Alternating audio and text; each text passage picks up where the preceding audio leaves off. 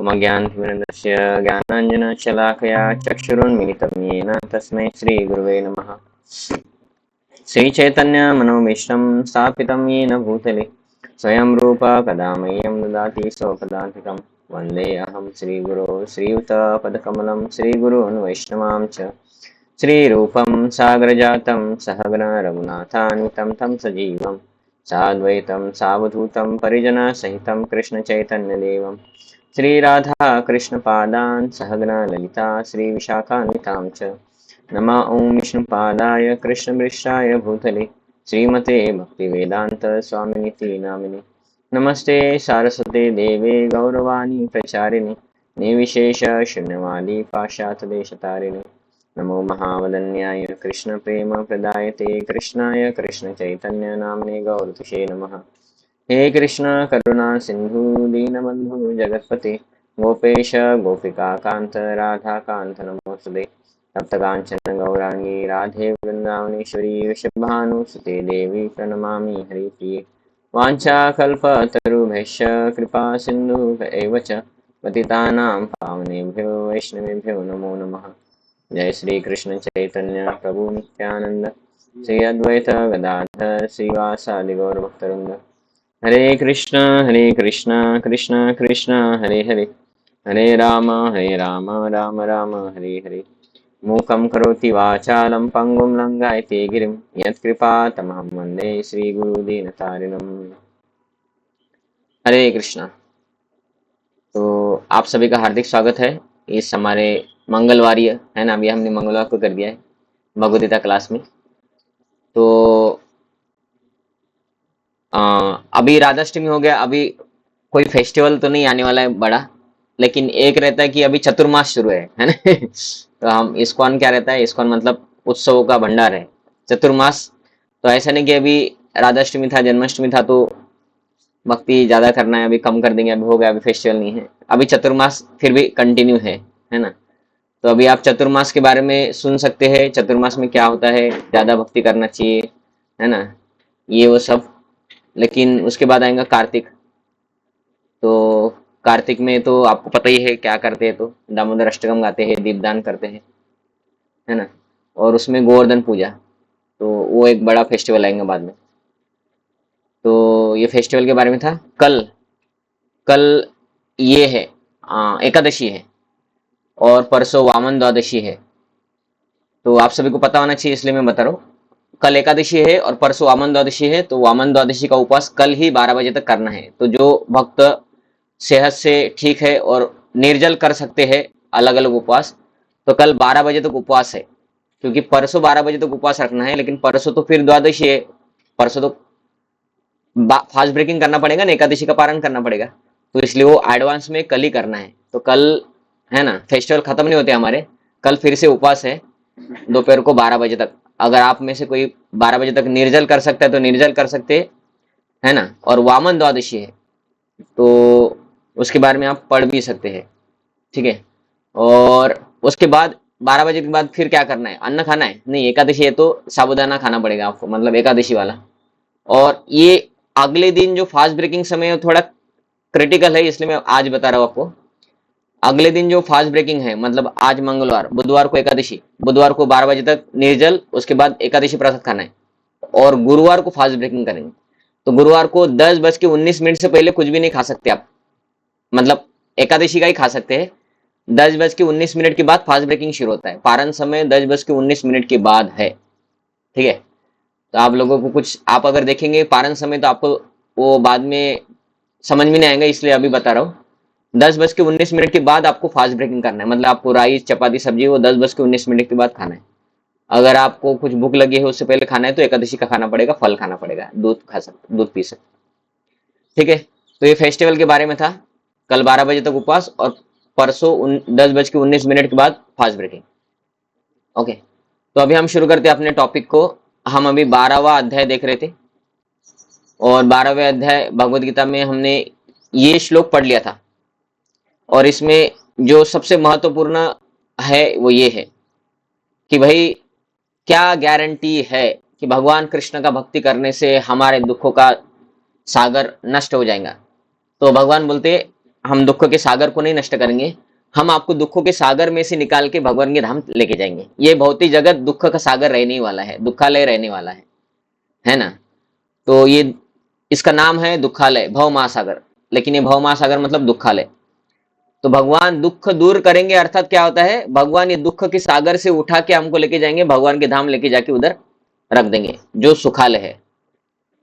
तो ये कहाँ लिखा है ना। तो ये यहाँ लिखा है, भगवान बोलते हैं कि ये तु सर्वाणि कर्माणि मयि सन्न्यस्य मत्परः अनन्यैव योगेन माम ध्यायन्तु उपासते तेषामहं समुद्धर्ता मृत्यु संसार सागरात्। कि जो है ना, ये तो सर्वाणि कर्माणि, जो सभी कर्मों के साथ मयि सन्न्यस्य मत्परः मुझे समर्पित करता है ना, तो अपने सारे कार्यों को मुझे अर्पित करके करता है और अविचल भाव से मेरी भक्ति करते हुए मेरी पूजा करते हैं, है ना। तो अविचलित भाव से मेरी भक्ति करना मतलब क्या है कि भगवान हमारी रक्षा करेंगे, ये भाव रखना, है ना। अभी भगवान के अलावा और किसी को हमें माखन लगाने की जरूरत नहीं, माखन हमें बस भगवान कृष्ण को ही भोग लगाना भी, है ना। माखन लगाना, लोणी लावणी म्हणतात ना मराठीत, है ना। तो अभी बाकी देवी देवता की हमें भक्ति करने की जरूरत नहीं है, हम उनका निरादर नहीं करते हैं, नहीं भक्ति करेंगे तो भी, है ना। लेकिन हमें ये समझने के लिए है कि अभी हमें जरूरत नहीं है, क्योंकि बहुत सारे लोग अलग अलग देवी को क्यों रखते हैं कि भाई रविवार को महालक्ष्मी बिठाएंगे, है ना। ऐसा बैठाया था ना, गणपति बिठाएंगे, क्यों, क्योंकि हमारे जीवन में दुख नहीं आना चाहिए, आप हमें दुख के सागर से दूर लेके जाओ। लेकिन उन्होंने, किसी ने ये कुछ नहीं बोला है जो भगवत गीता में भगवान ने बोला है। तो ये प्रूफ है, भगवान बोलते हैं अविचल भाव से तुम मेरी सेवा करो तो मैं क्या करूंगा, मैं तुम्हें इस जन्म मृत्यु के दुखमय सागर से शीघ्र उद्धार कर दूंगा। तो किसने प्रॉमिस किया है, तो भगवान कृष्ण ने प्रॉमिस किया है कि मैं उद्धार करूंगा। इसके अलावा और भी जगह भगवान ने प्रॉमिस किया है कि सर्वधर्मान परित्यज्य माम एकम शरणं व्रज अहम त्वाम सर्व पापेभ्यो। तुम सब कुछ छोड़ दो, ये देवी बिठाना छोड़ दो, गणपति बिठाना छोड़ दो, शंकर जी के व्रत छोड़ दो, बाकी अलग अलग देवी देवता की उपासना छोड़ दो, महालक्ष्मी भी नहीं बिठाना है, हालांकि भगवान की ही वाइफ है, लक्ष्मी तो भगवान की वाइफ है ना, पार्वती शंकर जी की वाइफ है, ठीक है। फिर लेकिन महालक्ष्मी भी क्यों नहीं बिठाना है, वो तो आपकी वाइफ है। भगवान बोलते नहीं, सर्वधर्मान ये भी छोड़ दो, बिठाना छोड़ दो, अभी बस भगवान कृष्ण को बिठाओ, है ना। लेकिन वो नहीं, नागपुर में करते कानोबा बिठाना, वो भी नहीं है, वो शास्त्रों में नहीं है। गणपति बिठाना, कानोबा बिठाना, वो शास्त्रों में नहीं सुना है कभी। तो क्या इनका नाम, गणपति शुरू किया था उनका नाम क्या है, भूल गए मैं। टिळक, टिळक, लोकमान्य टिळकांनी सुरू केलं होतं, है ना। लोकमान्य टिळक ने शुरू किया था गणपति बिठाना, तो शास्त्रोक्त नहीं है वो, लेकिन हम अभी इसलिए बिठाते हैं ताकि गणपति की कृपा हमारे ऊपर बने रहे, क्योंकि शंकर जी, गणपति ये लोग कुछ कृपा करेंगे और थोड़ा कुछ कृपा कृष्ण भी कर देंगे, तो सबका कृपा हमें बचाएगा। भगवान बोल रहे नहीं, बाकी सब छोड़ दो, मैं अकेले की कृपा सफिशिएंट है ना। समुद्धरता, मैं आपका उद्धार करूंगा मृत्यु संसार से, सर्वधर्मान परित्यज्य, है ना, सब छोड़ दो बाकी सब। तो भगवान कृष्ण की इसलिए अविचलित भाव से, मतलब अभी विचलित नहीं होना कि भगवान रक्षा करेंगे कि नहीं करेंगे, नहीं करेंगे, है ना। लेकिन लोग कुछ विचलित होते हैं, तो जो लोग विचलित होते हैं उसके लिए आगे श्लोक है, ठीक है। तो जो लोग विचलित होते हैं उनको लगता है नहीं इतना नहीं हो सकता हमसे, उनके लिए आगे के श्लोक है, ठीक है। तो कर सकते तो भगवान कृष्ण का करो, ऐसा भगवान डायरेक्ट बोल रहे हैं। और भगवान कृष्ण बोल रहे ठीक है, तुमको विश्वास नहीं है मेरे ऊपर कि मैंने तुमको सब कुछ दिया, अभी तक मैं आपका पालन पोषण कर रहा हूं, फिर भी तुम मेरे लिए नहीं कर सकते कुछ, तो आगे के श्लोक है ना।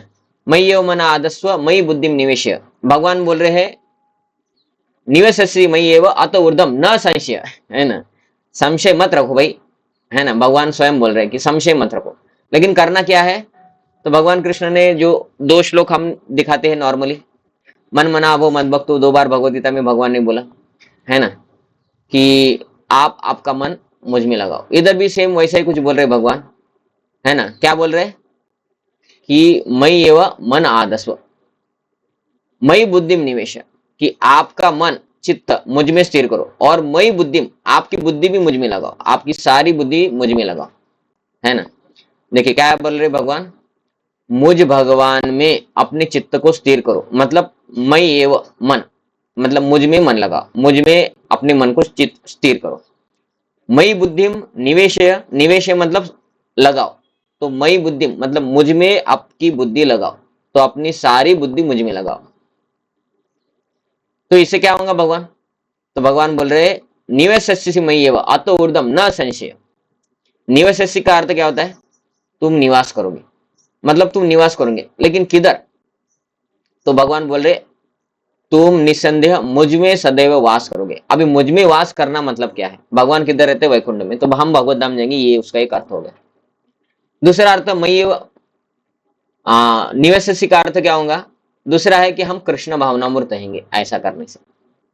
तो अभी हम डायरेक्ट ये करने से तो भगवान धाम तो अभी डायरेक्ट नहीं जा रहे, लेकिन कृष्ण भावनामूर्त रहेंगे ये हमें अभी समझ सकते हैं।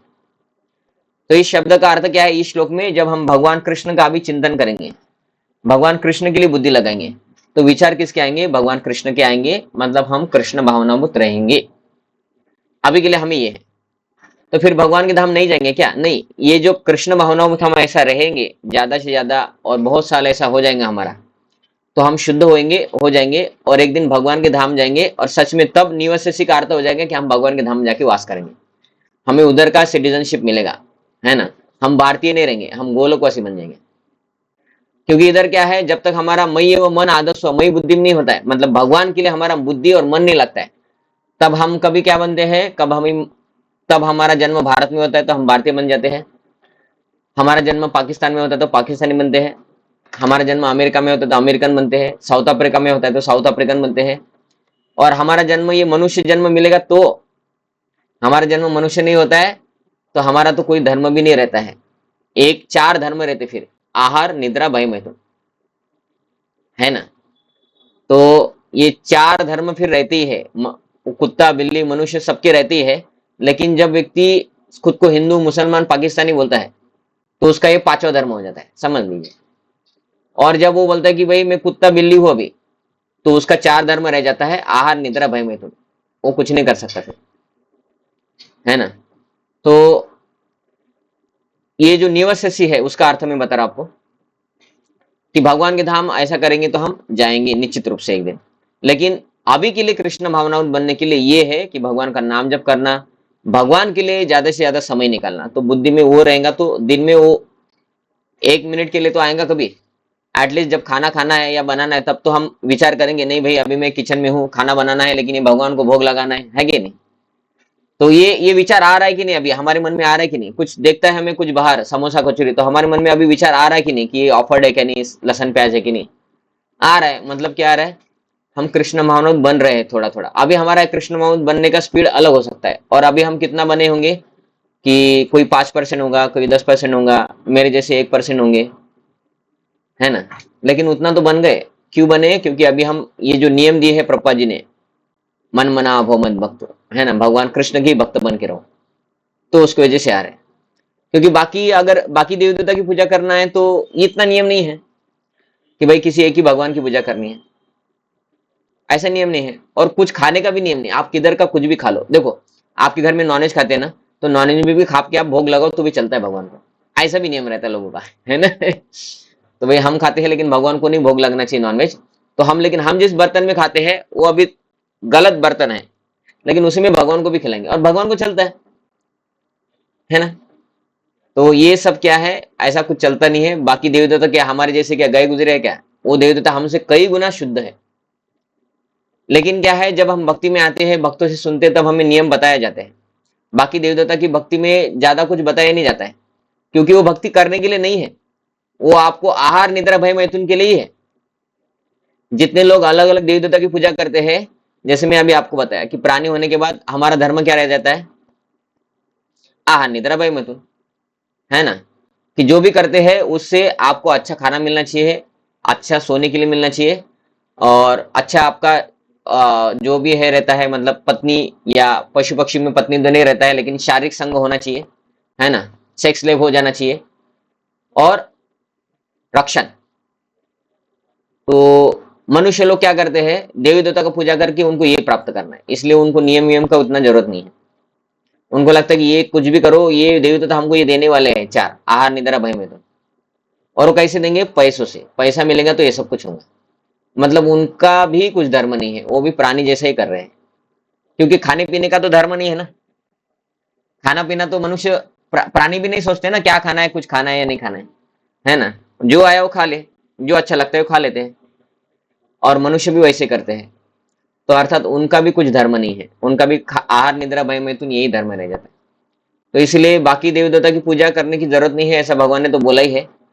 और भगवान ने इधर दिया है कि इस प्रकार तुम निसंदेह मेरे धाम वापस आ जाओगे जो दुख से दूर है ना।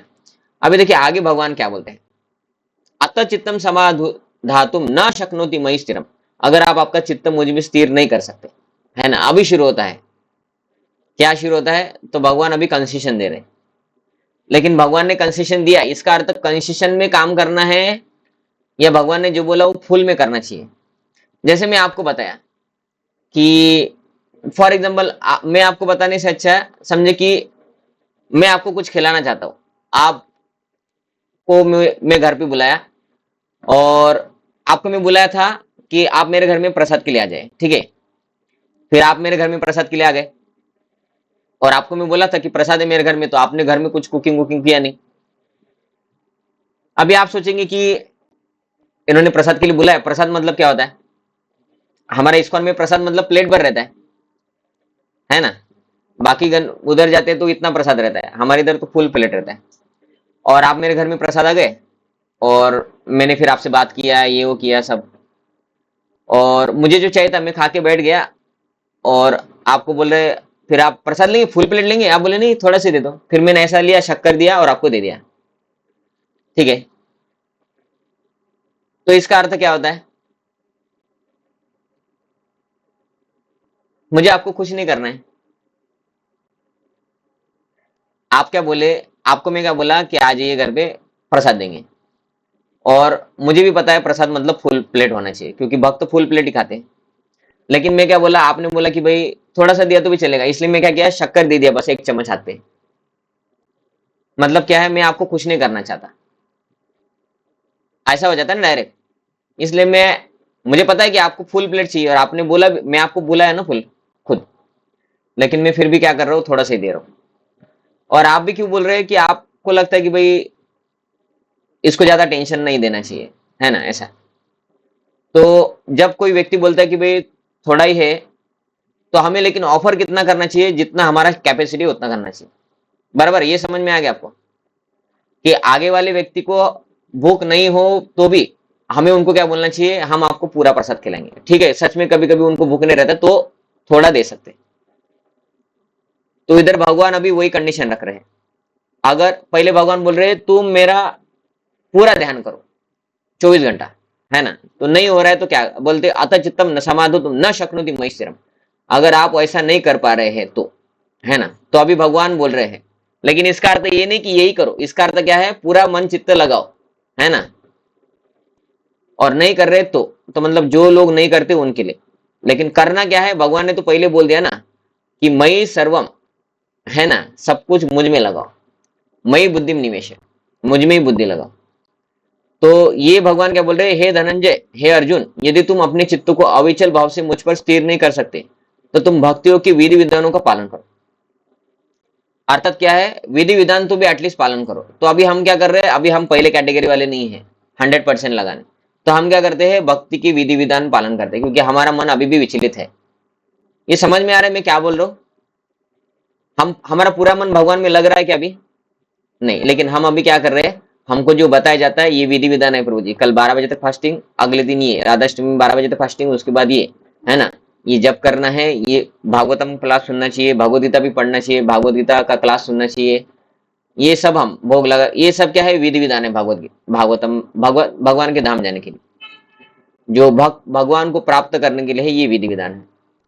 लेकिन पहला विधि विधान क्या है, भगवान में अविचलित भाव से भक्ति करना, लेकिन वो हमसे होता नहीं। तो पहले फिर हमारे लिए क्या है, वैदिक भक्ति कि नीति नियमों का पालन कीजिए। अभी हमारा मन नहीं लग रहा है लेकिन नीति नियमों का पालन करना है, नीति नियमों का पालन करेंगे तो क्या होगा, एक दिन मन लगने लगेगा, ठीक है।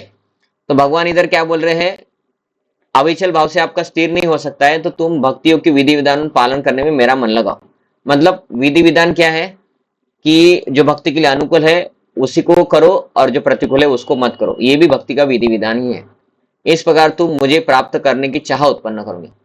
हमारे मन में भगवान को प्राप्त करने की इच्छा नहीं है, लेकिन जब हम ये क्लास सुनते हैं, माला करते हैं, सेवा करते हैं, भगवान को भोग लगा के खाते हैं, विधि विधान क्या है, जो भगवान की भक्ति के लिए अनुकूल है वही करते हैं, तो क्या होता है, हमारा भगवान के ऊपर विश्वास नहीं, लेकिन वो बढ़ते जाता है और प्राप्त करने की इच्छा भी नहीं है, हमें भगवान धाम जाने की इच्छा ही नहीं है, क्योंकि अभी हम में से कुछ लोगों का लाइफ अच्छे से सेटल है, कुछ लोगों का सेटल नहीं होगा, है ना।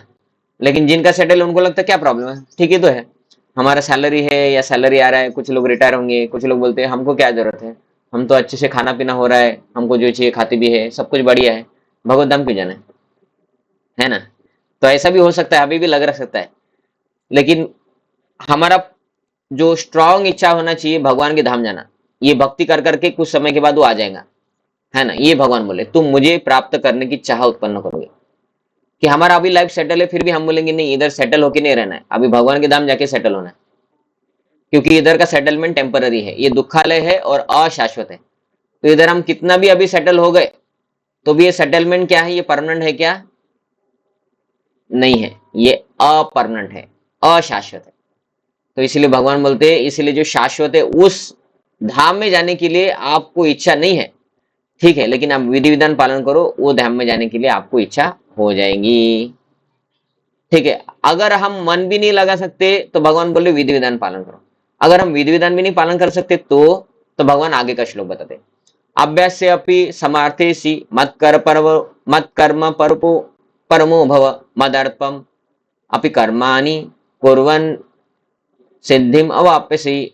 तो अभी भगवान क्या बोल रहे कि यदि तुम भक्ति के विधि विधान का भी अभ्यास नहीं कर सकते, कि भाई तुमसे नहीं होता है, ये भी नहीं होता है, तो मेरे लिए कर्म करने का प्रयत्न करो, क्योंकि मेरे लिए कर्म करने से तुम अथवा पूर्ण अवस्था को प्राप्त करोगे, मतलब सिद्धि प्राप्त करोगे, मेरे लिए अभी कर्म करो। तो ठीक है, कुछ लोगों का क्या होता है कि सभी विधि विधान पालन नहीं होते, प्रभु जी हम 16 माला जप करना है ना, और ये लहसुन प्याज भी नहीं खाने का है, सभी प्रवचन क्लास ये सुनना है, ये भी नहीं कर सकते, हमको थोड़ा बता दो कुछ। तो भगवान क्या बोल रहे उनके लिए कि आप आपके कर्म मुझे अर्पण करो, मतलब क्या है कि आप समझिए कि सब भगवान दे रहे हैं, और इसलिए मैं जो कुछ कर रहा हूं उसका फिर भोग्य वस्तु कौन है, क्योंकि सब कुछ भगवान दे रहे हैं, तो भोग्य वस्तु कौन हो गए, भगवान हो गए, जो दिया उसको जाएगा ना सब कुछ। कि टाटा कंपनी ने मटेरियल दिया आपको, रॉ मटेरियल, टाटा कंपनी का गाड़ी बनाने के लिए, और गाड़ी बनाया लेबर ने, समझे कि शुभम प्रभु टाटा कंपनी के में काम करते हैं, और टाटा कंपनी के ओनर ने गाड़ी बनाने का सामान दिया और शुभम प्रभु ने गाड़ी बना दिया, तो शुभम प्रभु घर में लेके आ सकते हैं क्या, नहीं, वो टाटा कंपनी को ही देना पड़ेगा गाड़ी, और शुभम प्रभु को अपना दूसरा गाड़ी होगा उससे घर में आना पड़ेगा, है ना, कि भाई आज मैंने गाड़ी बनाया कंपनी में जाके, अब मैं घर में लेके आ गया दिखाने के लिए, देखो मेरा गाड़ी है शिवम कंपनी, है ना, ऐसा नहीं होता है। तो भगवान ने सब कुछ दिया, अभी भगवान की सेवा में लगना चाहिए, इसलिए वो उन्हीं को छोड़ के आते हैं लोग, है ना, गाड़ी बनाया उनको ही देके वापस आते हैं दिन भर मेहनत करने के बाद, और उसके बदले में वो व्यक्ति क्या करता है, सैलरी देता है, समझ में आपको।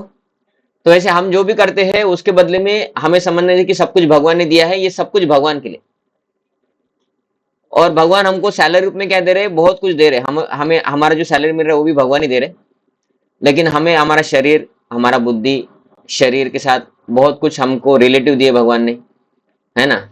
तो ये सब कुछ हमारे जीवन में जो हमें अभी सुख आ रहा है कि हम एक जगह पे सेटल है, ये भी भगवान ने दिया है, ये समझ के भगवान का मनोमन थैंक करना, धन्यवाद देना, और भगवान की सेवा के लिए हमारी तरफ से जितना हो सकता है उतना देना, और कर्म अर्पण करना, अर्थात कुछ समय के लिए हम बोल भी सकते कि भगवान के लिए कार्य करना भी, है ना, कि नित्य नियम पालन कर सकते तो सेवा करो, है ना।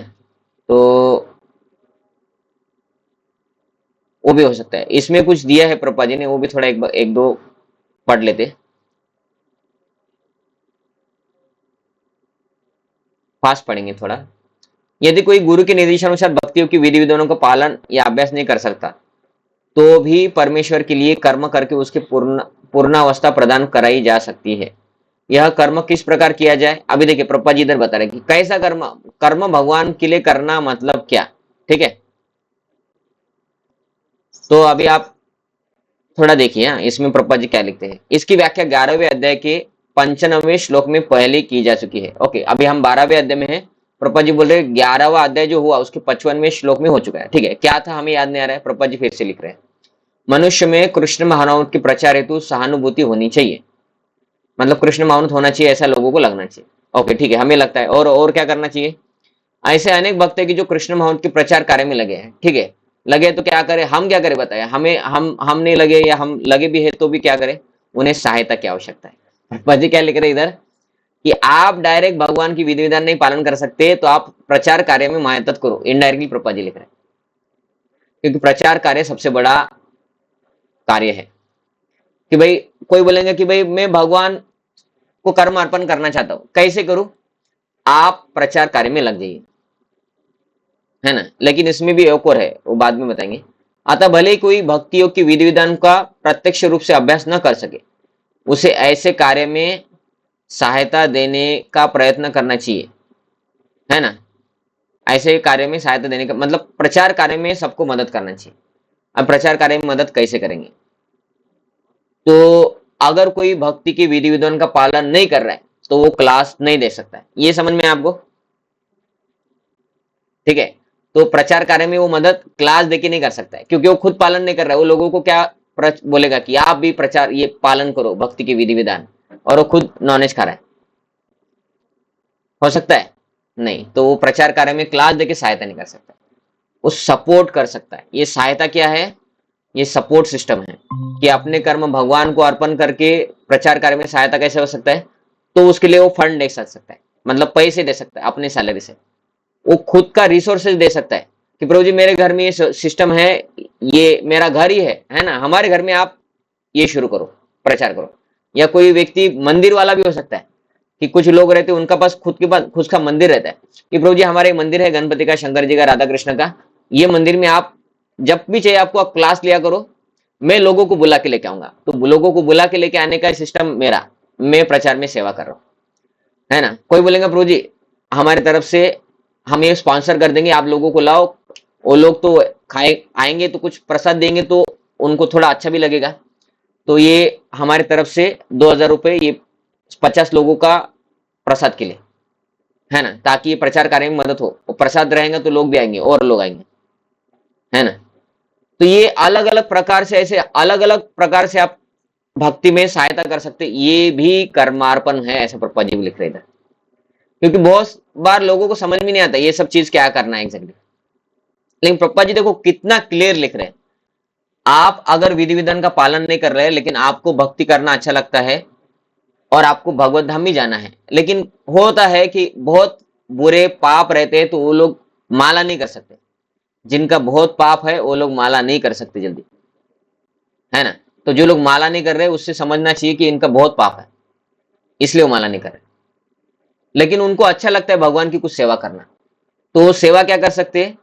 इस प्रकार से सेवा कर सकते हैं कि मंदिर में वो फूल तोड़ के ला सकते, दे के सकते हैं, है ना। तो ऐसा वो सेवा कर सकते हैं कि प्रचार कार्य में मदद करना। तो प्रभुपाद जी कितना क्लियर रखते हैं। बाकी भगवद गीता में आपको मिलेगा नहीं ये सब, वो लिखांगा उधर कि अपना कार्य भगवान को दो, लेकिन अभी क्या करना क्या एग्जैक्टली वो नहीं समझेगा। लेकिन प्रभुपाद जी कितना क्लियर रखते, देखो प्रत्येक प्रकार के प्रयास में भूमि, पूंजी, संगठन तथा श्रम की आवश्यकता होती है। देखो प्रभुपाद जी अभी दिखा रहे हैं, क्या लिखा रहे? आपका कर्म भगवान को अर्पण करना मतलब क्या?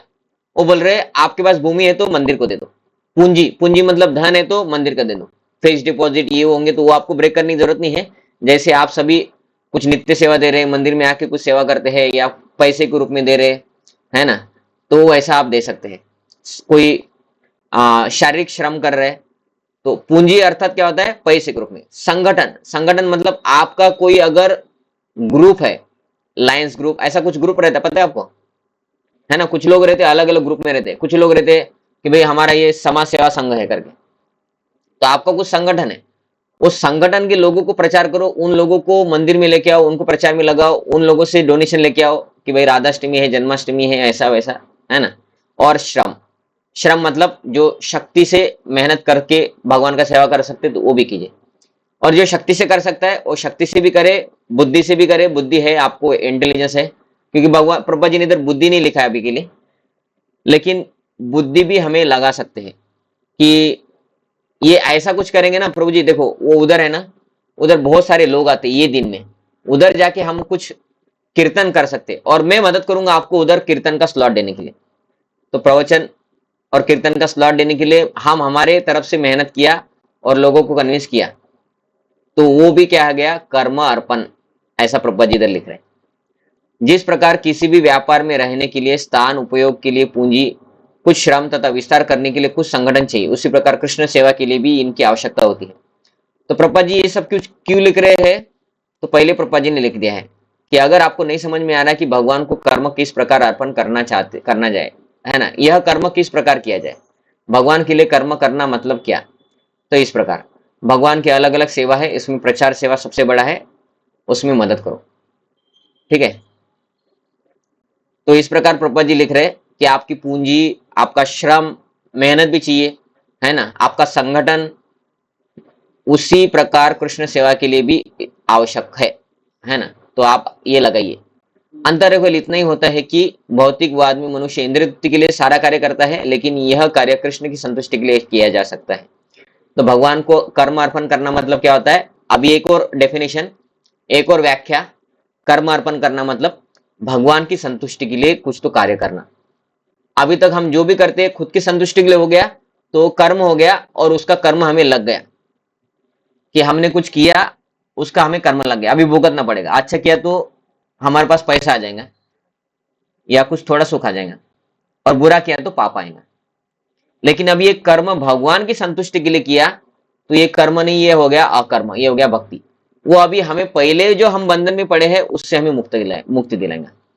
तो ये है भगवान की संतुष्टि के लिए जो समझ में आता है वो करना, लेकिन समझ में आता तो वो नहीं, मोस्टली ऑथराइज होना चाहिए गुरु या दूसरे लोगों के मार्गदर्शन में, है ना। यही दिव्य कार्य है। यदि किसी के पास पर्याप्त धन है तो वह कृष्ण महावत के प्रचार के लिए कोई कार्यालय अथवा मंदिर निर्माण करने में सहायता कर सकता है, अथवा प्रकाशन मतलब पुस्तक वितरण, या कुछ लोग रहते हैं वो ग्रंथ स्पॉन्सर करते हैं। अभी जैसे कि आज क्या है, मंगलवार, तो राधाष्टमी के दूसरे दिन से सुखदेव गोस्वामी ने भागवत शुरू किया था। तो इस 7 दिन में बहुत सारा भागवत कथा होता है, तो आप भागवत कथा अरेंज कर सकते हैं, लोगों को भागवत स्पॉन्सर करने के लिए प्रेरित कर सकते हैं, भागवत ये मतलब श्रीमद् भागवतम खरीदने के लिए प्रेरित कर सकते हैं।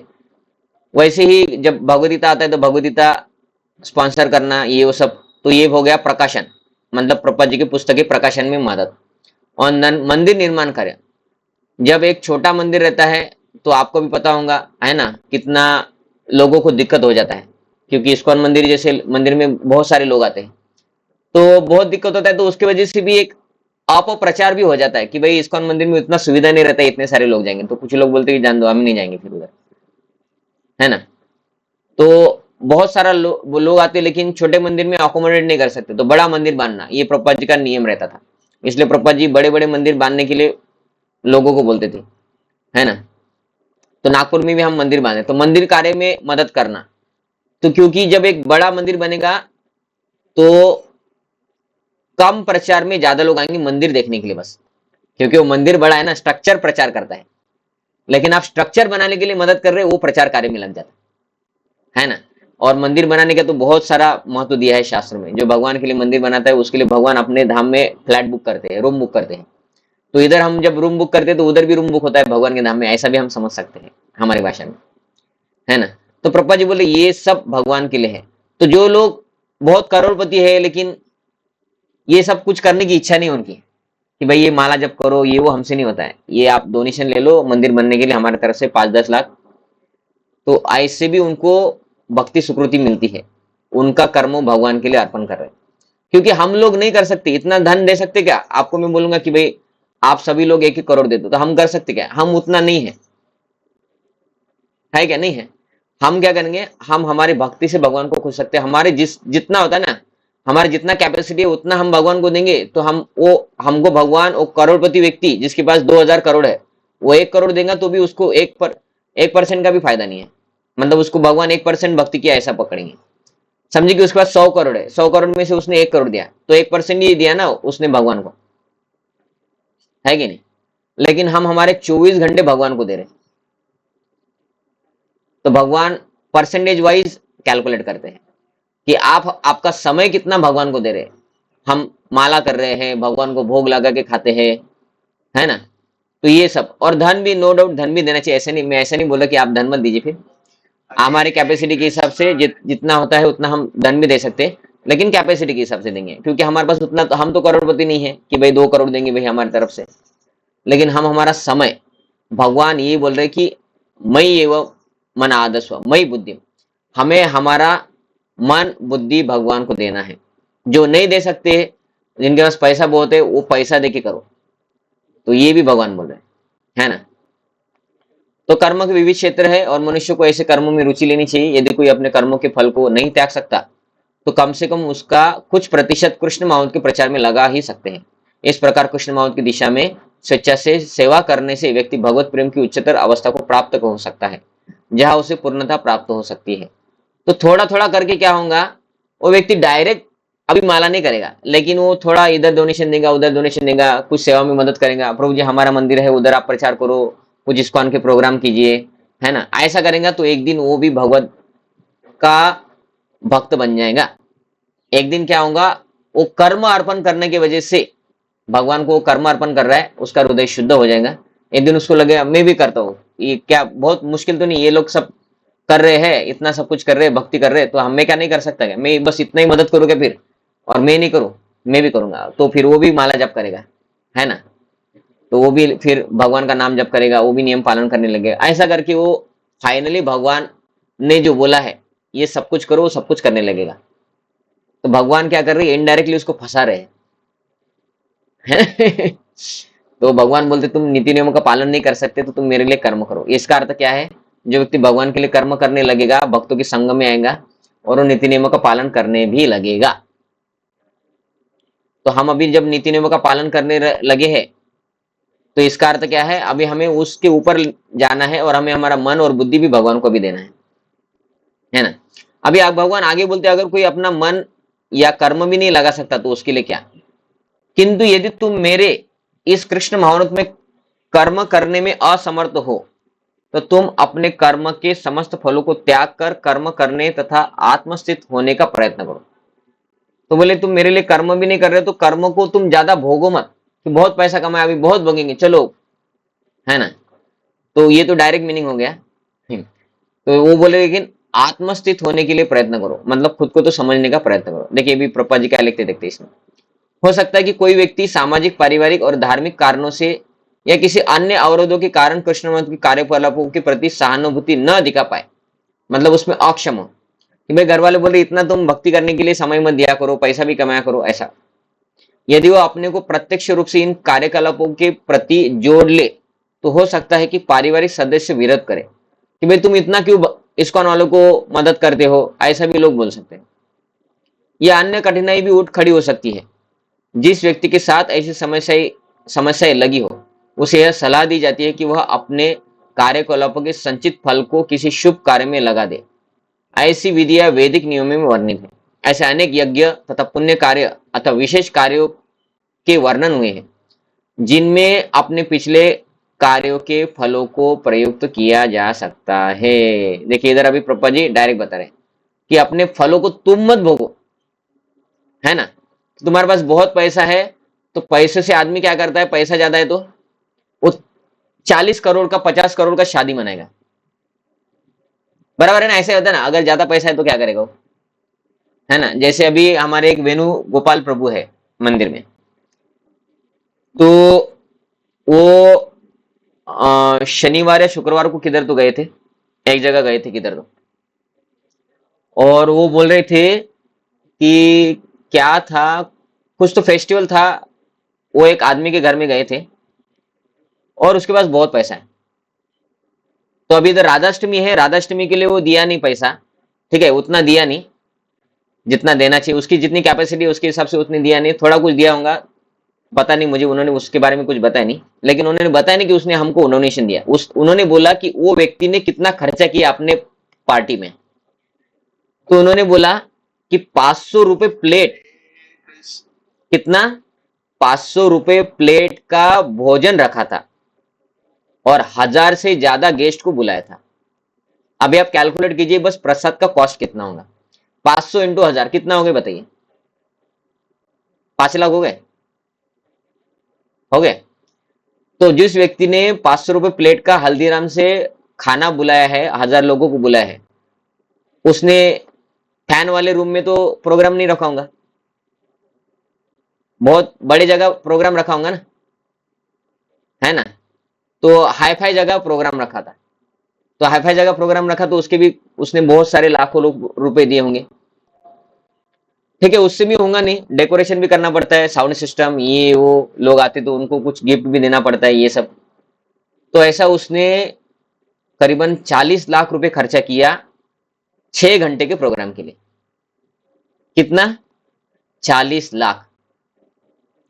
अभी ये प्रोग्राम में भगवान के लिए कुछ वैल्यू था क्या? नहीं है। तो ऐसे लोगों के लिए भगवान बता रहे कि भाई ये लोग क्या है, ये भगवान के लिए भी देने के लिए तैयार नहीं है ना? तो तुम तुम्हारे फायदे के लिए करो लेकिन पुण्य कर्म में लगाओ। तो कौन से? तो बोलते यज्ञ, पुण्य कर्म, विशेष कार्य का वर्णन हुआ है, तो ऐसे कार्य में लगाओ जिससे तुम्हें सुकृति मिले, क्योंकि ये कार्य से सुकृति मिलने वाला है क्या? अभी आपके घर में लोग लहसुन प्याज का हल्दीराम वालों हल्दीराम ने बनाए हुए है ना, हल्दीराम के आचार्य लोगों ने बनाया हुआ कुछ खा के चले जाएंगे तो उनको सुकृति मिलने वाला है क्या? नहीं। पहली बात तो प्रसाद नहीं है क्योंकि भगवान को भोग लेना। दूसरा, ये प्रोग्राम भगवान के लिए नहीं है, कृष्ण भगवान के लिए नहीं, तो भी आपको उसका कुछ पुण्य मिलेगा नहीं। तो फिर ये सारा पैसा गया किधर? किधर गया? वेस्ट हो गया। क्योंकि वो आदमी को आपने 500 रुपए प्लेट का भी भोजन खिलाया, तो वो आदमी 500 रुपए प्लेट का भोजन नहीं खाया, इतना खा ही नहीं सकता आदमी, है ना? वो आदमी ने क्या किया होगा, वो इधर उधर कुछ आइटम खाए होंगे, थोड़ा बहुत हो गया। तो मैक्सिमम क्या वो लिया, तो लेकिन सब उसने, क्योंकि सब टेस्ट करना है, इतना महंगा आइटम बना है तो सब तो लेना पड़ेगा ना प्रभु जी प्लेट में, है ना? तो देखो लोग है ना, जब भगवान को पैसा देने की जरूरत आती है तो लोग बोलते इतना क्यों भगवान के ऊपर, अरे उससे अच्छा तो किसी गरीब को खिलाओ। और वही लोग जो ये बोल रहे, वो लोग इतना पैसा वेस्ट करते हैं, भगवान को नहीं चढ़ाते और गरीब को भी नहीं खिलाते। उनके पार्टी में एक भी आदमी हजारपति नहीं था और एक भी लखपति नहीं था, मतलब लखपति में भी बड़े बड़े लोग ही थे, है ना? तो अभी ये लोग जब भगवान के लिए आता है तो बोलते कि तुम भगवान के लिए क्यों करते हो, और वही लोग इतना वेस्ट कर देते लेकिन गरीबों को खिलाते नहीं।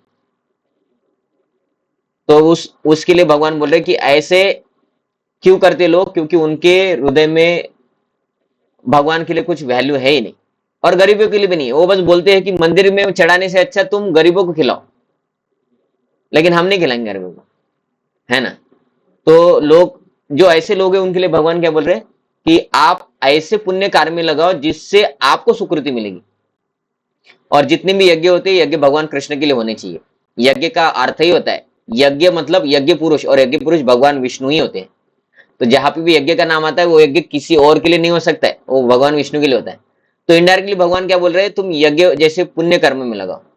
और दूसरे पुण्य कर्म मतलब भगवान की ही विधि विधान रहते हैं अलग अलग, उनमें लगाओ। आप डायरेक्ट भगवान की प्रचार के लिए नहीं लगा सकते, ऐसा इधर बोल रहे भगवान। तो क्या होगा, ऐसा करने से थोड़ा थोड़ा करके वो धीरे धीरे, ऐसा मनुष्य धीरे धीरे ज्ञान के स्तर तक उठता है। ऐसा भी पाया गया है कि कृष्ण भक्त के कार्यकलापों में रुचि न रहने पर भी जब मनुष्य किसी अस्पताल या किसी सामाजिक संस्था को दान देता है तो वह अपने कार्यकलापों की गाड़ी कमाई का परित्याग करता है। मतलब दूसरे समाज सेवा के लिए भी लगाते लोग कि गरीबों को दिलाना या अस्पताल फ्री में लोगों का ये करना, तो वो खुद ही एंजॉय नहीं कर रहे, क्योंकि खुद एंजॉय करेंगे तो वेस्ट हो गया पैसा। और दारू पीना ये उसमें ज्यादा लोग पैसा वेस्ट करते हैं, है ना? तो बोल प्रभा जी लग रहे हैं कि कुछ लोग ऐसे भी अपना कमाई का उपयोग करते हैं। यहाँ पर इसकी भी संस्तुति की गई है कि क्योंकि अपने कार्यकलाप के फल के परित्याग के अभ्यास से मनुष्य क्रमशः अपने मन को स्वच्छ बनाता है। तो प्रभा जी इधर क्या लिख रहे हैं, अगर कोई व्यक्ति कृष्ण महावनामृत के लिए फेवरेबल नहीं है, वो बोलते कि नहीं हमको समाज सेवा करना है, तो समाज सेवा करो, लेकिन एटलीस्ट ये तो करो, खुद एंजॉय मत करो वो पैसों को, क्योंकि जब वो खुद एंजॉयमेंट करेगा तो गलत काम करने में ज्यादा जाएगा और पैसों को भी वेस्ट करेगा। उससे अच्छा तो एटलीस्ट थोड़ा कुछ इधर उधर करो, है ना? और उससे क्या होगा, उससे उसको दान देने की भावना जागृत होगी। ये दान देने की भावना जब जागृत होंगी तो इधर उधर किधर ना वो डोनेशन देते देते एक दिन इस्कॉन मंदिर में भी दे देगा है ना। और उस विमल मन स्थिति में वो कृष्ण भावना को समझने में समर्थ होता है, क्योंकि उसमें अंदर त्याग भावना आ गया। तो जब उनको बोला जाएगा कि भाई अभी कृष्ण भगवान है, आप उनके लिए त्याग करो, तो बोलेंगे ठीक है, हम इधर उधर तो डोनेशन देते ही रहते हैं, हम आपके लिए भी दे देंगे, हमारी तरफ से 500 भगवदगीता स्पॉन्सर, है ना, हमारे लिए ये बच्चों के लिए आप कुछ प्रोग्राम करते हैं उसके लिए स्पॉन्सर, ऐसा। तो जब ये त्याग की भावना उस व्यक्ति में आ जाएंगी तो किधर ना किधर कृष्ण भावना उसके लिए भी अपना त्याग करने के लिए तैयार हो जाएंगे, है ना, कि भाई ठीक है, इस्कॉन के लोग तो अभी तक हमारे घर में कभी आए नहीं थे, अभी आप आए गए तो हम गणपति के लिए बहुत पैसा देते हैं, वैसे भी आप आपके कृष्ण जन्माष्टमी के लिए भी ले लो 2 लाख रुपए, ठीक है, ऐसा। तो ऐसे करके वो लोग, वो त्याग भावना है उनके अंदर। अगर वो लोग चिंगूस है और कर्मी है, नहीं ये भगवान को नहीं चढ़ना चाहिए पैसा, ये हम एंजॉय करेंगे, दारू पियेंगे, पार्टी करेंगे, फॉरेन में जाएंगे, परस्त्री गमन करेंगे, एयरप्लेन में घूमेंगे, किसी पहाड़ी के ऊपर चढ़ेंगे, है ना, तो ये सब में पैसा वेस्ट करेंगे लोग, तो तो कृष्ण भावना को लेंगे भी नहीं कभी। तो भगवान बोल रहे एटलीस्ट तुम त्याग भावना ला लो, और त्याग भावना में कभी ना कभी तुम इस्कॉन मंदिर के लिए, भगवान की जन्माष्टमी ऐसे प्रोग्राम के लिए कुछ त्याग करोगे, वो तुम्हें भक्ति में लेके आएगा। कृष्णामत किसी अन्य अनुभव पर आश्रित नहीं होता, क्योंकि कृष्णामत स्वयं मन को विमल बनाने के लिए मनाने वाला है। तो कृष्ण भावनामृत में मन विमल बनता है। जब वो ऐसा करते करते कृष्ण भावनामृत में थोड़ा तो किधर ना किधर कुछ तो करेगा, तो उसका मन विमल हो जाएगा। ठीक है, इसको अब प्रभा जी और भी कुछ लिखते हैं, सब कुछ तो पढ़ नहीं सकते, लेकिन ये थोड़ा देश के बारे में है तो पढ़ ही लेते। कृष्ण भावनामृत किसी अन्य अनुभव पर नहीं है, तो हमारा हो गया। ठीक है, यदि किंतु यदि कृष्ण भावनामृत को स्वीकार करने में किसी प्रकार का अवरोध हो, मतलब कुछ लोग नहीं चाहते कि भाई ये भगवान कृष्ण का भक्ति नहीं प्रचार होना चाहिए, ऐसा भी कुछ लोग नहीं चाहते, है ना, वो डायरेक्ट बोलते नहीं, हमको कृष्ण भावना नहीं फैलाना है, हमको किसी और भगवान का भक्ति का प्रचार करना है ना, पंचमुखी हनुमान ऐसा वैसा उनका रहता है। या ये रहते ना, अलग अलग लोग रहते जो नहीं चाहते कि कृष्ण का प्रचार हो। उनको अगर हम बोलेंगे कि भाई हमारा हिंदू धर्म का सबसे बड़ा शास्त्र है श्रीमद् भागवतम, 7 दिन कथा होने का रीति है हमारा हिंदू धर्म, मतलब 7 दिन कथा होना, श्रीमद् भागवत कथा, और उसमें भगवान कृष्ण का ही बोला है, सबसे ज्यादा भगवान कृष्ण का ही लीला आता है। लेकिन फिर भी वो हिंदू होने के बाद भी नहीं चाहते कि भगवान कृष्ण की भक्ति करे लोग, ऐसे भी लोग रहते हैं ना हिंदू धर्म में। तो किंतु यदि कृष्ण भावना को स्वीकार करने में किसी का अवरोध हो, वो नहीं चाहता कि कृष्ण भावना का प्रचार हो, तो मनुष्य को चाहिए कि अपने कर्म फल का परित्याग करने का प्रयत्न करे। तो भी उनको क्या है, अपने कर्म फल का परित्याग करना, मतलब आप ठीक है नहीं कृष्ण भावना कार्य कर रहे तो इधर उधर डोनेशन दे रहे, वैसा करो, ठीक है। ऐसी दशा में समाज सेवा, समुदाय सेवा, राष्ट्र सेवा, देश सेवा के लिए उत्सर्ग आदि कार्य स्वीकार किए जा सकते हैं। अगर वो नहीं करता है तो एटलीस्ट तुम इन कार्यों में लगाओ, लेकिन तुम दारू पीना, मटन खाना, गलत आदत के लिए वो पैसा वेस्ट मत करो। तुम समाज सेवा करो, राष्ट्रीय सेवा करो, है ना, ऐसे करो, जिससे एक दिन मनुष्य भगवान की शुद्ध भक्ति को प्राप्त हो सके। तो अभी किसी को लगेगा, देखिए प्रभा जी क्या लिख रहे हैं, एक ही लाइन में लिख रहे हैं, अगर तुम इस्कॉन मंदिर या भगवान कृष्ण की सेवा नहीं कर सकते तो तुम समाज सेवा करो, समुदाय सेवा करो, राष्ट्र सेवा करो, देश सेवा करो, ये करो वो करो, जिससे एक दिन मनुष्य भगवान की शुद्ध भक्ति को प्राप्त हो सके। ऐसा कैसा, समाज सेवा करने से शुद्ध भक्ति मिलने वाली है क्या? नहीं, ये त्याग भावना के ऊपर प्रभा जी बोल रहे कि तुमको जब एंजॉयमेंट की दृष्टि नहीं है, जब तुम्हारे अंदर डोनेशन देने की भावना है, तो कभी ना कभी तुम इस्कॉन या इस कृष्ण भक्ति के लिए कभी ना कभी तुम डोनेशन दोगे, कुछ ना कुछ तुम्हारा कृष्ण मंदिर में सेवा हो जाएगा, वो इस्कॉन मंदिर नहीं होगा तो भी, लेकिन आपका किसी दूसरे इस कृष्ण मंदिर में जो सेवा हुआ वो आपको भविष्य में शुद्ध भक्ति के पाथ में या इस्कॉन में ऑथराइज परंपरा में लेके आएंगे, ऐसा उसका अर्थ है। भगवत गीता में ही भगवान ने बोला है कि क्या बोला, यदि कोई परम कारण के लिए उत्सर्ग करना चाहे तो भले ही वह यह न जाने कि वह परम कारण कृष्ण है, फिर भी वह क्रमशः यज्ञ विधि से समझ जाएगा कि वह परम कारण कृष्ण ही है। तो इधर वो क्या लिख रहे हैं कि डायरेक्ट व्यक्ति को नहीं समझ में आता कि भगवान कृष्ण है, लेकिन वो इधर उधर त्याग की भावना डेवलप करेगा, फिर किधर ना किधर वो भक्ति सुकृति प्राप्त करेगा और फिर वो समझ लेगा, ऐसा बोला। तो अभी तक हमने क्या क्या देखा कि अ, भगवान ने सबसे पहले बोला कि तुम अपनी मन और बुद्धि को मुझ में लगाओ 100%, तो मैं तुमको मृत्यु संसार से निकाल के लेके जाऊंगा। तो भगवान का कंडीशन तो निकालने के लिए ये है, लेकिन भगवान बोले कि नहीं कर सकता कोई तो एटलीस्ट विधि विधानों का पालन करो। आप 100% आपका मन मुझ में नहीं लगा सकते, मुझे भी बताएं।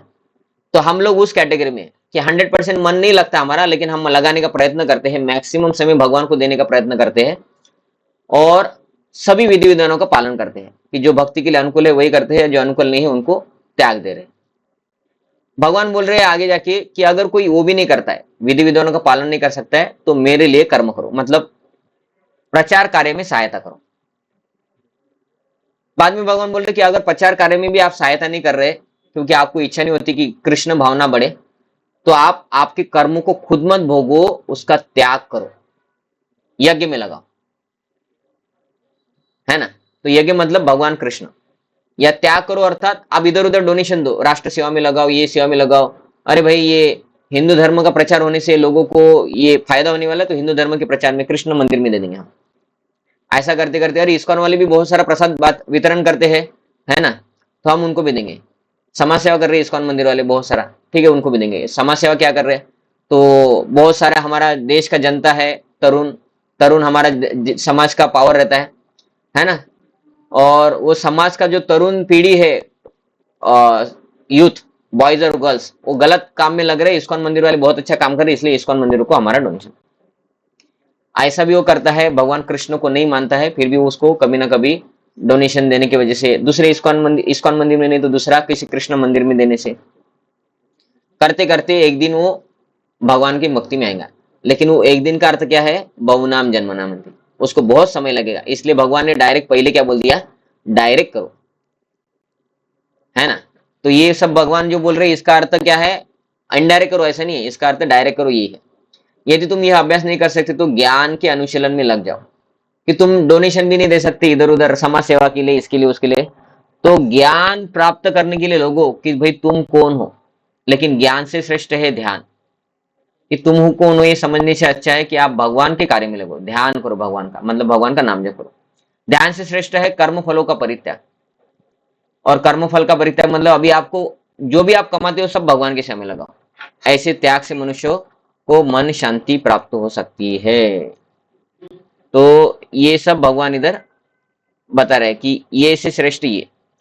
लेकिन अभी आगे भगवान और भी कुछ बताते, अद्वेष्टा सर्वभूताना मैत्र करुण एव च निर्ममो निरहंकार सम दुःख समक्षमी संतुष्ट सततम योगी यतात्मा दृढ़ निश्चय मयि अर्पित मनोबुद्धिर मद भक्तम स मे प्रिय। देखिए अभी भगवान क्या बोल रहे हैं, लेकिन मुझे प्रिय व्यक्ति कौन है, तो मयि अर्पित मनोबुद्धि, जो मुझ में बुद्धि और मन लगाता है वो मुझे प्रिय है। सबसे पहले भगवान ने वही बताया है कि मयि एव मन आदर्शो मयि बुद्धिम, आपका मन और बुद्धि मुझ में लगाओ, नहीं कर सकते तो ये करो। लेकिन ये बताने के बाद लोग फिर से भूल जाएंगे, कि लोगों को लगे नहीं भगवान ने तो बोला है कि नहीं कर सकते तो ठीक है, बोले किसी को भी डोनेशन दिया करो, किसी को भी सेवा करो, आप चलता है। भगवान ने तो भगवती टाइम बोला है, हमने पढ़ा था। उसके बाद फिर से भगवान फिर से बोल रहे हैं, लेकिन मुझे प्रिय व्यक्ति कौन है, जो मुझे बुद्धि और मन लगाएगा, है ना। मतलब देखो भगवान कितना विचार के साथ बात कर रहे हैं इधर अर्जुन के साथ। सॉरी मैं दिखाना है आपको और मैं बात कर रहा हूं। तो देखिए इधर भगवान अभी क्या बोल रहे हैं कि संतुष्ट सततम योगी यतात्मा दृढ़ निश्चय, है ना, और मई अर्पित मनोबुद्धि मद भक्त, इधर क्या बोल रहे हैं, मेरा भक्त बनो, इनडायरेक्टली समय प्रिय, ऐसा व्यक्ति मुझे प्रिय है। तो कोई बोलेंगे भगवान ने तो बोला कि नहीं इतना मन बुद्धि लगाने की जरूरत नहीं है, ऐसा भी बोला है भगवान ने, अगर नहीं कर रहे तो भगवान बोले नहीं, लेकिन आपको मेरा प्रिय बनना है कि नहीं, आपको मुझे खुश करना है कि नहीं, कि मैंने आपको घर में बुलाया और मैं आपको 1 चम्मच शक्कर दूंगा प्रसाद के रूप में, तो आप खुश नहीं होंगे। तो मैं आपको बुलाया तो मुझे आपको पूरा खुश करने के लिए सब कुछ देना ही पड़ेगा मेरे घर में, है ना। तो भगवान फिर से वही बोल रहे जो पहले श्लोक में बोला था, मैं ये मन आदस्व, आपका मन बुद्धि मुझे लगाओ, और नहीं लगा सकते तो ये करो, उसके बाद फिर से बोल रहे कि नहीं लगाओ ही, इसका अर्थ क्या है, हमें लगाना ही है। ऐसा भगवान इधर फिर से बोल रहे। तो देखिए भगवान भगवान अभी क्या बोल रहे हैं, जो किसी से द्वेष नहीं करता लेकिन सभी जीवों का दयालु मित्र है। तो किसी से द्वेष नहीं करता मतलब उनके प्रगति से उसको गलत नहीं लगता है कि प्रगति हो रही है तो क्या प्रॉब्लम है। लेकिन दयालु है का अर्थ क्या है, दयालु है का अर्थ ये नहीं कि भाई उसको जॉब नहीं लग रही तो हम जॉब दे देंगे। दयालु है का इसका अर्थ ये है कि वो भौतिक संसार में पड़ा है और वो भक्ति ही नहीं कर रहा है। तो जब तक वो भक्ति नहीं करेगा तब तक वो ये भौतिक संसार में दुख ही झेलेगा। तो दया अर्थात क्या है, उसको भक्त बनाओ। तो सभी जीवों का दयालु मित्र है मतलब वो उनको भक्ति में लाने के लिए दया कर रहा है। पैसे देके दया तो नहीं हो सकता है, पैसे देके किसी का कर्म नष्ट नहीं हो सकता है, भक्ति से हो सकता है। जो अपने को स्वामी नहीं मानता कि जो मैं कमाया हूं मैं खुद एंजॉय करूंगा, मैं ही कमाया हूं, हम क्यों भगवान को दे, है ना। और कोई दूसरा व्यक्ति बोलता नहीं लेकिन हम तो भगवान के भक्त है, हम भगवान को देंगे, उनको बोलते तुम ही भगवान को मत दो, तुम गरीबों को दो, भगवान को देने से कुछ फायदा नहीं है, गरीबों को दो। और उसको अगर बोले तुम दो तुम्हारा प्रॉपर्टी, हम जितना भगवान को देते तुम उतना गरीब को दे दो, नहीं हमको नहीं देना है। क्यों, क्योंकि मैं मेरा स्वामी हूं, मैं मेरा खुद एंजॉय करूंगा। तो लोग सलाह भी देंगे लेकिन खुद नहीं करेंगे। भगवान बोल रहे तुम खुद को स्वामी मत समझो, स्वामी मैं हूं, स्वामी तीन ही जगह जगह तो बोलते हैं तो भगवान क्या है, भगवान ही स्वामी है, हम नहीं है। और मिथ्या हम समझते कि मैं स्वामी हूं, इसलिए हम भगवान की सेवा नहीं करते। तो भगवान बोल रहे मिथ्या अहंकार से मुक्त है, जो सुख दुख में समभाव रहता है ना। और जो सहिष्णु है, जो सदैव आत्मतुष्ट है, जो आत्म संयमी है। आत्म संयमी मतलब जो इंद्रियों को कंट्रोल कर सकता है, तथा जो निश्चय के साथ मुझ में मन और बुद्धि को स्थिर करके भक्ति में लगा रहता है। तो ये हमारे लिए सबसे इंपॉर्टेंट है, क्योंकि बाकी क्वालिफिकेशन बाद में आता है हमारा, है ना। क्योंकि बाकी सब हमारे अंदर है। पहला अगर हम देखें द्वेष, तो द्वेष हमारे अंदर है, सबके अंदर है ना, आपके अंदर नहीं होगा। दूसरा, सभी जीवों को ऊपर दया करना, हमें नहीं लगता इतना भी, हमें अभी अभी तक नहीं इतना लगता कि भाई, हमें लगता है कि भाई सभी लोग भक्त बने, लेकिन हम उसके लिए हमें टाइम देने के लिए हमारे पास समय नहीं है, ठीक है।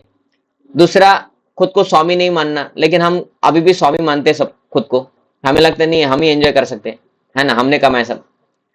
तीसरा है मिथ्या अहंकार से मुक्त, तो अभी हम मिथ्या अहंकार से मुक्त नहीं है, क्योंकि अहंकार है हमारे अंदर, हमें लगता नहीं हम शरीर ही है और शरीर एंजॉय कर सकता है और भगवान को देना चाहिए, लेकिन सब कुछ भगवान को भी नहीं दे सकते। अहंकार है कि हमने कमाया, सब कुछ भगवान को देंगे तो कैसा होगा, है ना, हमने कुछ कमाया है। सुख दुख में संभाव, ऐसा हमारा नहीं होता है, हमें सुख दुख मिलता ही है ना। कि ऐसा नहीं कि भाई हमारा पाव टूट गया या हमारा पाव किसी ने तोड़ा और हम बोलेंगे ठीक है अभी मेरा ही कर्म है, हम बोलते नहीं वो जानबूझ के मेरे को साथ ऐसा किया, है ना। मतलब हम सुख दुख में संभाव नहीं है। तो और उसके बाद क्या है, सहिष्णु, सहनशीलता, सहनशीलता भी नहीं है हमारे अंदर अभी तक पूरा। आत्मतुष्ट भी नहीं है, आत्म संयम भी वो भी नहीं है ना। तो भगवान क्या बोल रहे हैं कि निश्चय के साथ मुझ में मन और बुद्धि को स्थिर करके भक्ति में लगो, और हम ये भी नहीं कर पा रहे, लेकिन ये थोड़ा थोड़ा सब कर रहे। तो निश्चय के साथ मन और बुद्धि को लगाने का हम जब प्रयत्न करेंगे भगवान की सेवा में, तो क्या होगा, धीरे धीरे धीरे करके हमारा जो बाकी है द्वेष मुक्त होना वो हो जाएंगे, दूसरे लोगों के ऊपर दया भी हो जाने होगा, खुद को स्वामी नहीं मानना वो भी हमारा थोड़ा थोड़ा हो जाएगा, अहंकार से मुक्त भी हो जाएंगे हम, सुख दुख में भी हमें संभाव लगने लगेगा, सहिष्णु भी बनेंगे, आत्मतुष्ट भी बनेंगे, आत्म संयमी भी बनेंगे। कैसे, जब हम हमारा अभी मन और बुद्धि भगवान की सेवा में लगाने का प्रयत्न करेंगे। ये मन बुद्धि भगवान की सेवा में लगाना मतलब क्या होता है, भगवान के नाम का जप करना, है ना। ऐसा करेंगे तो हम भगवान का प्रिय भक्त बनेंगे। ठीक है, यहाँ पे हम रुक जाते हैं। आपका किसी का कुछ प्रश्न है तो आप पूछ सकते हैं। किसी को कुछ प्रश्न है? ठीक है, तो किसी का कुछ प्रश्न है तो हम यहाँ पे रुक ही जाते हैं। तो आपको समझ में तो आया ना, भगवान ने अपना लेवल डाउन कर लिया हमारे लिए। इसका अर्थ हमें भक्ति में हमारा लेवल डाउन नहीं करना है।